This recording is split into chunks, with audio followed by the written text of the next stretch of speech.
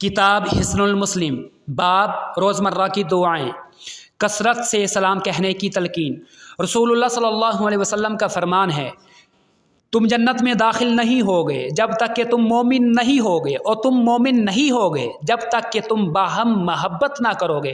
کیا میں تمہیں ایسا کام نہ بتاؤں جس کے کرنے سے تم ایک دوسرے سے محبت کرو گے؟ آپس میں سلام کثرت سے کہو۔ حضرت عمار بن یاسر رضی اللہ تعالی عنہما کا قول ہے، 3 چیزیں ایسی ہیں کہ جو شخص انہیں جمع کر لے گا وہ ایمان کو سمیٹ لے گا۔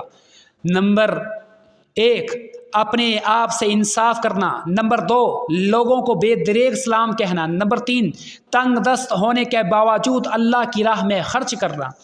حضرت عبداللہ بن عمر رضی اللہ تعالی عنہما کا بیان ہے کہ ایک آدمی نے نبی کریم صلی اللہ علیہ وسلم سے دریافت کیا کہ اسلام کا کون سا کام سب سے بہتر ہے؟ آپ صلی اللہ علیہ وسلم نے فرمایا، سب سے بہتر عمل یہ ہے کہ تم لوگوں کو کھانا کھلاؤ، اور جسے تم پہچانتے ہو جسے نہیں پہچانتے سب کو سلام کہو، اور یہی باب جاری۔